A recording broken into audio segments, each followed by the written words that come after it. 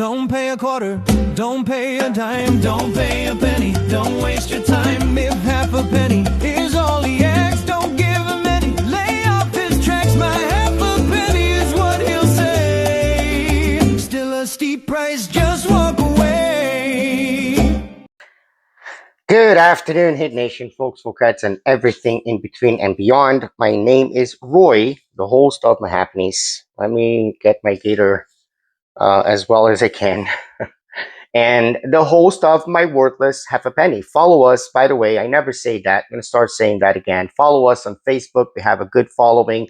We have Raf constantly updating us with news, injury reports, scores during the game, stats during the game, stats after the game. So if you want to join us at Mahapneys, I'm going to put it on the screen for you guys. Please do. It's always a privilege. Please do like and subscribe if you like these videos, even if just for the sheer fun of it all. In any case, My Worthless Half a Penny, part 60, 15-15. I think I said 14-14 before. So My Worthless Half a Penny with a tad of ADHD, which I'm going to probably change the name to at some point or another. Now, is there a bottom to this hole? Right? Or is this a bottomless pit? The Heat find themselves in a terrible stretch. I think they're 2-11, right? And as much as they looked energetic against the Raptors, they also looked lost, even more lost than energetic. Spo expressed his frustration. He said that he's saying, that he thought the team was ready, but then the team was not ready. He thought the team had an identity well set, and it's not what he showed. And the team wasn't ready. And the team isn't ready by any measure. What comes next, of course, is a mystery. And the same mystery kind of plagued us last season. Yesterday, by the way, I hope you guys had a good holiday, whatever holiday you celebrate. And happy Kwanzaa for those who celebrate. I think it starts today. My son said he only celebrates Kwanzaa from now on, so I have to respect him. But 1 year ago yesterday, Jimmy Butler, whose name I normally don't mention here in the podcast, but I'm gonna have to say that we actually do owe him some joy, pun intended, as Andy Nichols reminded us, especially in the time of the pandemic, right? And that's when he asked to be traded, right before the deadline. He said, "I don't want to continue with the Heat after, at the time, February 6th, the trade deadline."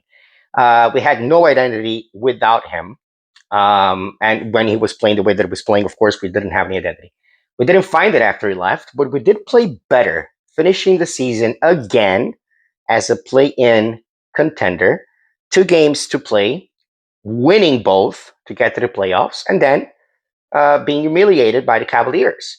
With Jimmy, however, we had been in the play-in both years prior just as well. So apart from one of those two having a miraculous playoff run, last season last season's results at the end was not that different. Actually got a little bit hopeful toward the end. And I thought that we had a small chance against Cleveland. Of course, I was wrong. We didn't. On one hand, we have a bigger sample than those pivotal 20 games. And in this sample, we try to consider the reinsertion of the new player into the offense, to Tyler Hero, but he only played 6 games on a 3-3 record, if I'm not mistaken. He's set to miss his 25th game tonight against the Hawks. We also consider the lineup changes, decrease in production from the bench players. I'm going to talk about decrease. Let's talk about the decrease in production. Let's see if that even has anything to do with lineups and changes. For example, we know that Jaquez may have been figured out, but it's still been consistent. Jaquez is the most consistent player in our roster, considering how Powell has been playing the last, 3-4 games. Maybe a lingering injury, I don't know.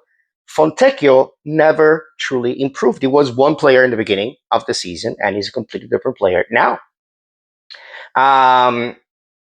Again, he's very consistent defensively, but offensively took a deep dive.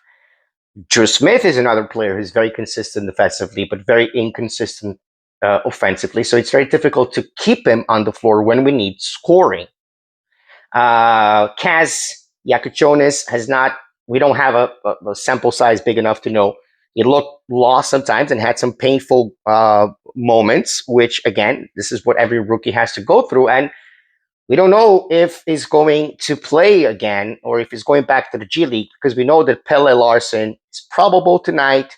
Nikola Jovic is probable tonight, although Bam Adebayo is questionable. So very interesting. The decrease in field goal efficiency, 3-point attempts versus 3-point made, that has also been an issue in this stretch, especially since our perimeter defense is failing, allowing teams to score an average of 40% plus from beyond the arc and almost always a higher field goal percentage. And then Powell said in the post-game interview after the loss to Toronto that the team fails to execute what the coach asked them to execute. He did something very rare, right? He took the responsibility off of Spo's shoulders to put it on his own. Now, normally coaches, good coaches, take the responsibility off of the player's shoulders to put the responsibility on his own, which is something that I don't think Spo did as of late. And then Norm does that, but in doing so, which I think he meant to kind of fall, there is a point of view that maybe try to fall on his sword, but then he also ends up throwing the entire team under the bus because now we don't know, right? Why isn't Spo being listened to? Why isn't Powell executing the right plays? Or was Powell really referring to other players, or even worse, to one particular player? Now we don't know. And this is where last season and this season meet at this point in December. We thought we had an identity, and it seems we lost it. We thought we figured it out, but we've been figured out. And now the trade deadline, of course, looms. We have about a month to go.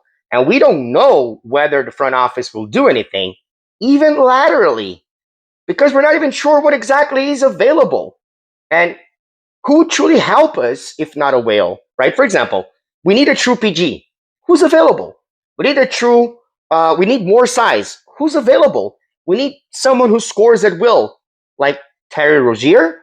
Who's available? Doubts and doubts and doubts. But truth be told, we do have 52 games to go in the season. A lot can happen.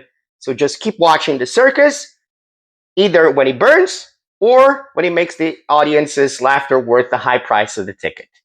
As far as tonight, the Miami Heat and Atlanta Hawks face against one another. The Atlanta Hawks in this season, they were half a game. They are a half a game behind us, right? They're 15-16, and we're going to play them today. So they'll play an extra game. They are 12th in points per game, 9th in the East, 12th in points per game, averaging about 119 a game. 25th in rebounds per game at about 42 or 41 and a half, however you want to call it. First in assists per game. That was our point. They were first in assists per game. We were first in assists per game. Now we're not. They are with 31.1 assists per game, and they are 24th in opponents' points allowed per game. As it comes to the Miami Heat, oh my God, what did I do with the Miami Heat stats? I had them here. I know that we are still it's interesting the way that things happen. I know we are still, this is why I did wrong. I know that we are still 8th in the East, 15-15, of course, at 500. 9th in points per game, 119.2. 7th in rebounds per game, over 45. 7th in assists per game. Again, we used to be first. We dropped from about those 30 assists per game to now about 28. And we're 20th in opponents' points allowed per game.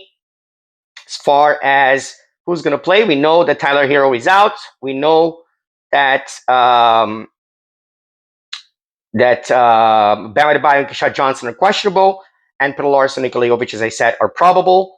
And for Atlanta Hawks, Kristaps Porzingis and Elijah Ndaye are out, and Mo Weye, I don't know how to pronounce his name, is questionable. I also honestly don't know much about the Hawks. I'm not even going to say that that I have any kind of prediction for the Hawks. I know that they're basically playing the same kind of basketball in a way that we are playing, not stats wise, but in the sense of where they are, right? Like I saw a comment one of these days, like a guy that, I haven't seen I haven't been covering the NBA for a couple of years, but it seems like it's always the Hawks, the Heat, and the Bulls in the mix for the play-in. Anyway, we are kings of the play-in after all, aren't we? Stay safe. Oh, by the way, that it could be the pop. I might record a video tonight. If I don't, that's entirely acceptable. My son is coming to join me for New Year's, so I'm not sure that I'm going to be able to speak with you guys before then. If I don't, Happy New Year. And remember, the next 5 games, I mean, Atlanta Hawks is one of them, is, they're going to be simple. We just play the Pacers, the Nuggets, the Pistons, and then the Timberwolves. So nothing difficult. Stay safe, stay dry, stay warm, and stay as happy as possible in this very complicated world of ours. Let's go!